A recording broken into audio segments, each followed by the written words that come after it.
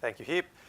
And hello, everyone. I am Brent Evans. I graduated in 2013 from SEPA and have been at Vanderbilt University in the Department of Leadership, Policy, and Organizations for the last 5 years. This is work with my colleague Angela Boatman, who is also a SEPA alum since we're counting postdocs, as Anne mentioned. Angela is here in my last year, and now we are colleagues together at Vanderbilt. And I will echo Allison's comment earlier about how one of the great things about SEPA, I think, is the opportunities for graduate students and postdocs to interact and collaborate. And Rachel and I have done work together. Rachel and Daniel do work together. There's a lot of us in higher education that come out of the SEPA family that are collaborating. So this work today is kind of a paper in a series of work that Angela and I have done on loan aversion. And this is a phenomenon that we have observed among populations of students that may enter higher education or that have entered higher education, but it's something that's not really well understood. And so we embarked on a several-year project to try to understand this better. And a trick I learned is that if you have a simple research question, you can save a slide by just making your title your research question. So this is my research question. Basically, can information affect loan-averse attitudes? And we do an RCT of high school seniors to try to answer this. So the kind of background and motivation related to this is student loans are a really important component of financing higher education. Student loans are here to stay. It's not like we're suddenly going to get rid of loans and fund everybody with grants. And it's a growing way that students are going to have to finance education moving forward. The media and the literature primarily focus on issues of overborrowing. And to some extent for good reason. There's great stories there that maybe not be great for the people that have borrowed $100,000 to go to school. But for the most part, I actually think overborrowing is a pretty isolated problem. Like the average debt levels that people are graduating with are okay. The real problem is the people that have debt but no degree. So that's where I think we need to be most concerned about overborrowing.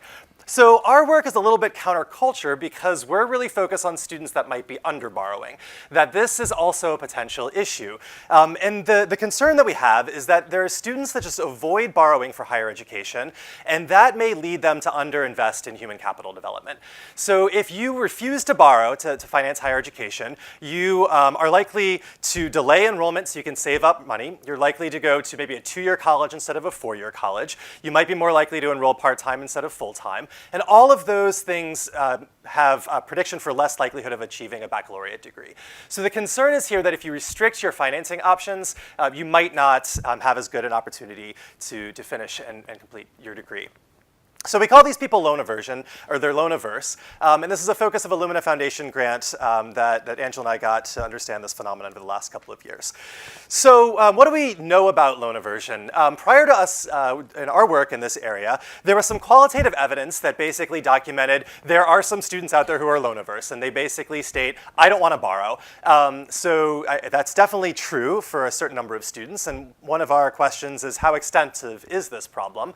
There's actually more international evidence.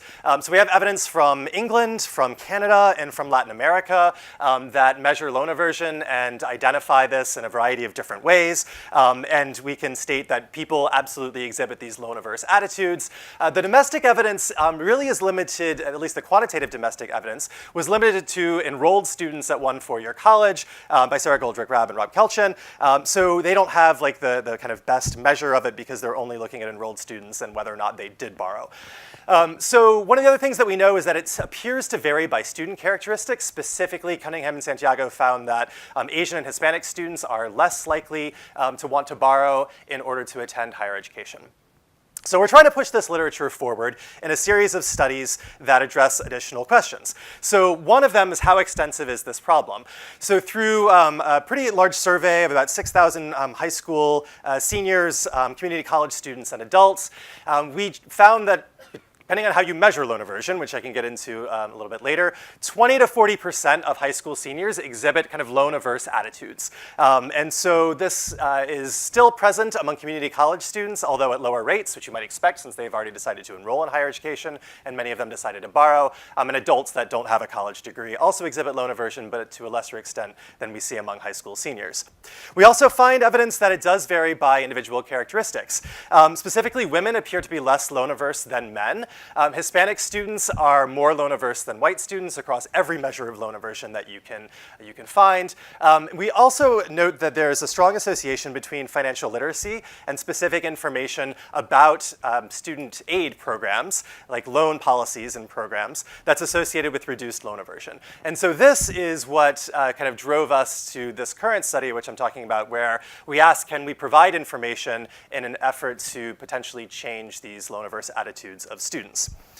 So there's also a question about what causes loan aversion, and there have been a number of hypotheses related to this. So the first, where the study that I mentioned in Latin America has documented that these behavioral economic effects of framing and labeling are in part the rationale for loan aversion, that if you just frame a loan not as a loan, as sort of an income share agreement or a human capital contract, people prefer it. If you just use the word loan, people don't like that financial contract. So if you extract the word loan from it, people prefer that financial contract even though it's exactly equivalent. And we've replicated their results in America.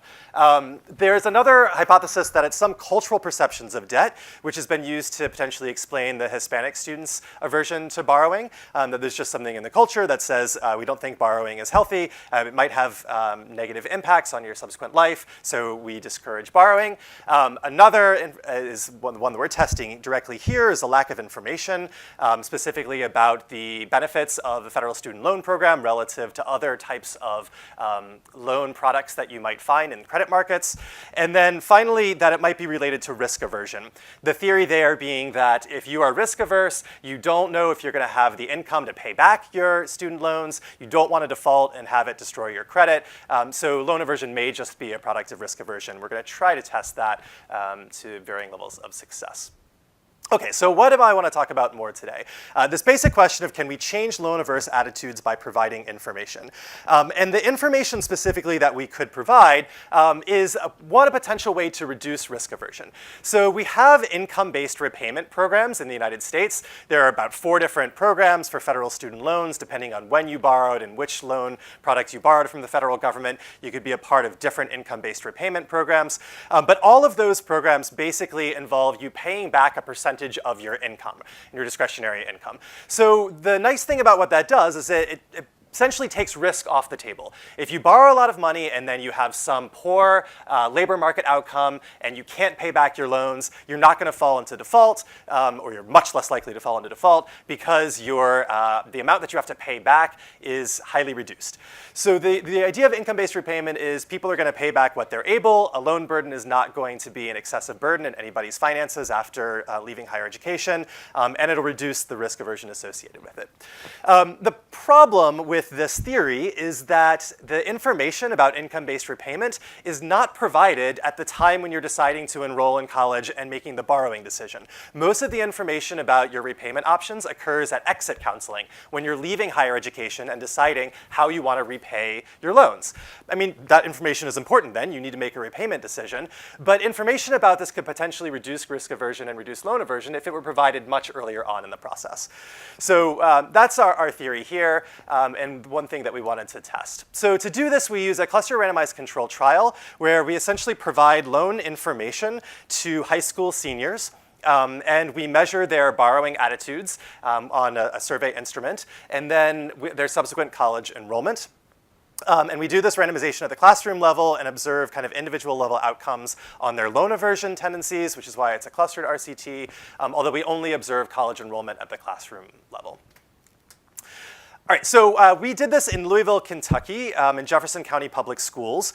6 schools agreed to allow us to come in and provide our intervention into senior classes at each of these schools. These schools are racially and socioeconomically diverse. About a quarter of our students are African American, less of a Hispanic student population, but close to half of them are on free reduced price lunch. So I think it's an interesting population where we might expect to find some loan aversion, although not a large Hispanic population where we have found most loan aversion in the past. So as I said, it's a cluster RCT, so we provide the treatment at the classroom level. These are all senior level classrooms, although not every student in them is a senior, but something like 95% of the students that we capture are seniors, and we block by school. So what the intervention is is a very simple 5-minute video. That's essentially a Prezi presentation that is about student loans, about the advantages of federal loans versus other types of student loans that you might have heard of, and then also specifically providing information about income-based repayment and how that is likely to avoid you defaulting on loans in the future. The control condition was also providing a 5-minute informational video, but it was about how to read a financial aid award letter. Also very useful information, but not specific to kind of borrowing and forms of repayment. So that was immediately followed by a survey instrument that we provided to the students in these classrooms that essentially solicited their financial background and information and knowledge about federal student loans and about the financial aid in general, and assesses their borrowing attitudes in a couple ways, which I will describe momentarily. And then, oh, sorry, this fell off the page. But then we, as I mentioned earlier, we get college enrollment outcomes at the classroom level that are provided by the district through National Student Clearinghouse data. We couldn't get individual level data because the district wouldn't let us have that. And we also actually had an anonymous survey so that we'd get more accurate answers about their loan-averse attitudes, but we can't therefore link student data to their college enrollment outcomes, which is a bit of a limitation. So I just want to be upfront about that. That one, we don't observe their individual college level enrollment. Two, we don't observe their actual borrowing behavior. So this is really about, are the attitudes that you have around borrowing for college mutable? That's really the question. It's about attitudes and perceptions of debt as opposed to their actual borrowing behavior, although we're trying to begin a follow-up study that will actually observe borrowing behavior. So we can't link the attitudes that we observe with their enrollment behaviors, but we can still, it'll help us answer these questions about whether the information changes attitudes, and then gives us a little bit of suggested evidence about if this could potentially impact college enrollment. So issues of measurement. There isn't a lot of consensus about how we define or measure loan aversion in the literature. So we're going to do this in sort of two ways. One is this, how do we measure their general attitudes about borrowing? So we explicitly take Callender and Jackson, which is this study that was done in the United Kingdom of British students, and ask them about 3 different things. So we get kind of a 5-option Likert scale from strongly disagree to strongly agree to these 3 statements. You should always save up first before buying something. Owing money is basically wrong, and there's no excuse for borrowing money.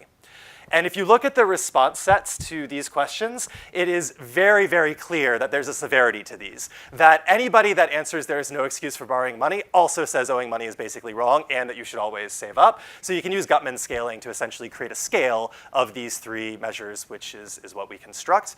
And then because none of this is specific to student loans, this is about kind of borrowing in general, we borrow from Mortensen and quite directly ask them, do you think it's okay to borrow for education, basically?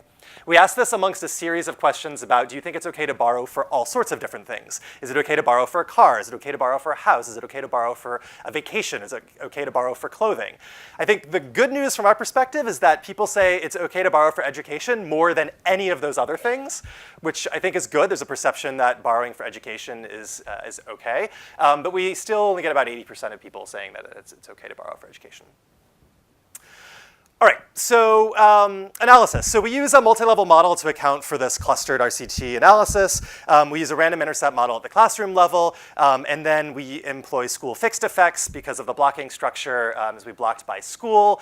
We have student-level covariates that are captured from the survey that we administer. They provide demographic information to us, and we use those to improve precision. We have a little bit of imbalance of race at the sort of student level, which you can sometimes find in a clustered RCT because you're randomizing the classroom level and then finding that the students are maybe not equally dispersed across those classrooms. So that isn't a terrible concern because we observe race and control for it. I don't know to what extent that this slight imbalance on race is going to bespeak an imbalance in other issues, so it's a potential problem, but I don't think it's a huge issue. And then we're using linear probability models for our binary outcomes for ease of interpretation. Okay, so experimental results. The first step to this is we wanted to know, did they pay attention to these videos and learn anything from these videos? So on the survey, we actually ask a series of questions that are related to both the treatment and the control videos. And so we find about a 30 percentage point effect on their ability to correctly answer the questions in the video that they watched. So I think it's really reassuring that the videos are they're being attentive to them and actually learning something, because the people that got the sort of loans video are 30 percentage points more likely to answer questions correctly about student loans, and we see kind of the vice versa for the aid award letter questions. So that's a good sort of first stage step. In terms of their measures and the impact of this information on loan aversion, we see positive impacts in reducing loan aversion on both our measures of loan aversion, although to much different degrees. So on the general borrowing attitude scale, the treated students that got the information about borrowing and income-based repayment, that reduces their general loan aversion effect size about 0.14 on that loan averse attitude scale, based on those three different statements that we looked at earlier about kind of owing money is basically wrong, et cetera. But we get a much more sizable effect in reducing education-specific loan aversion with an effect size of about 0.4, and that makes some sense. It's about a 5 percentage point effect, so about a 30% reduction in loan aversion relative to the control group mean of 16%. And we think it should have a bigger effect on education because the information that we're providing is specific to loans related to information about student borrowing. So I think that's somewhat logical. Okay, and then this, I have a hard time fully believing. But if we look now at the classroom level evidence and we get classroom enrollment stats and we examine the classroom average enrollment in college between the treatment and the control groups, we find that the treated classrooms have on average about a 4 percentage point higher probability in enrolling in higher education. And the control group mean was about 50%. It's marginally significant at the 10% level. And I think this is worth at least exploring further. I'm not going to stand up here and tell you that a 5-minute video is going to improve college enrollment by 4 percentage points. I think that's somewhat ludicrous. But I do think that it's encouraging us to consider ways in which we can track students longitudinally and measure their borrowing attitudes at an earlier stage, and then track their borrowing behaviors and college enrollment behaviors subsequently to see if this is having an effect at the margin of enrollment, but also at the margins of borrowing. Both the intensive and extensive margins there, I think, are really interesting. So then we extend this idea a little bit to test some of these hypothesized mechanisms of what's going on in causing loan aversion. So I at least think our study is very clear in saying providing information can change attitudes, that these loan aversion measures, at least these attitudes, are mutable and information has the potential to affect them. The question then is, do we think this is somehow related to the mechanism of framing and labeling, or maybe one of these other mechanisms? So we can test the framing and labeling mechanism because we have an intervention for that. And we actually don't find that it has any impact on the framing and labeling effect. So within this study, I haven't explained the framing and labeling in detail, but we basically replicate a study that was done in Latin America, like I said. And we find that the treatment in giving information doesn't have any impact on the framing and labeling effects of loan aversion. So it doesn't appear to be the mechanism by which it's working. So then the next question is it due to a hypothesized theory about reducing loan aversion for risk-averse students? The theory here is if we can elicit kind of risk aversion and measure the heterogeneous treatment effects on students who are highly risk-averse versus those that are not risk-averse or maybe even risk-seeking, if we saw evidence that the treatment was having a greater effect among risk-averse students, then maybe that gives us some evidence that this information is about, especially income-based repayment, is reducing risk aversion and therefore reducing loan aversion. So we use a couple different metrics. The Eckel and Grossman and Holt and Lowry both have ways to elicit risk aversion. We include those measures in our survey. It's basically asking students to choose between a number of coin flip lotteries that change the kind of expected outcome and the variance of the payoff for those lotteries in an effort to assess risk aversion. And then we essentially rank students by kind of most risk-seeking to most risk-averse and test our treatment heterogeneity across risk-seeking and risk-averse. And we don't really find a greater effect for the more risk-averse students. which somewhat surprises me on one hand. On the other hand, I'm not sure I trust our risk aversion measures, because these were basically like no stakes, right? Students were circling a lottery, but most of the time when economists actually elicit risk preferences, they attach some stakes to them, and then there's payouts associated with them. We didn't have the ability to do that, so I'm interested in potentially replicating this in a lab experience where we could actually pay people for this, and I think we'd get better risk aversion elicitation. So I think this is worth studying a little bit more. Finally, about policy implications, I think information is important. A lot of us have talked about information today. You may have noticed a kind of theme of information. I think when I was a graduate student and taking econ classes, and they always have these assumptions like, well, under perfect information, and then you just want to say, okay, stop, I don't believe that happens at all. So one of the nice things about trying to provide information is I feel like we can start to work on that, providing more perfect information to people. And the other reason why information I think is important is because we've seen that it's the potential to be a very low-cost way to potentially have a positive impact. So that's why I think it's interesting to study information. I think here we find that information is important. I think financial literacy is really important. I think a lot of students are signing master promissory notes about their student loans without fully understanding things like interest and risk and ability to repay. And I think just stating financial literacy education is important sounds a little trite. But when you start digging into financial literacy requirements in high school curriculum across states, there's quite high variance, where some incorporated into mathematics curricula, others have explicit requirements for financial literacy courses for graduation, and other states do nothing. So I think there's reasonable expectation that we could concentrate a little bit more at the high school level on what kind of financial literacy is effective.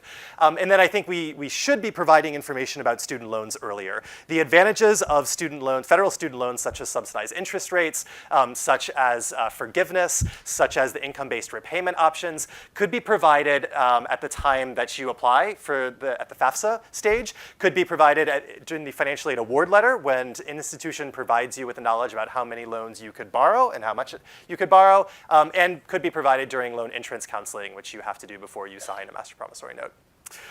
So just to let you know where our research is moving forward on this, we want to kind of follow up with some of these limitations by linking the loan averse attitudes that we observed to actual borrowing behavior, and then linking loan aversion with post-secondary outcomes to really see if it does result in underinvestment in human capital. So we're working with Texas Guarantee, TG, on implementing a loan aversion study of students in Texas to get at some of those post-secondary outcomes. And I'm working with Fresno State here in California to try to measure loan averse attitudes of applicants and then monitor what their borrowing behaviors are like after they enroll. So thanks, looking forward to questions and discussion about that.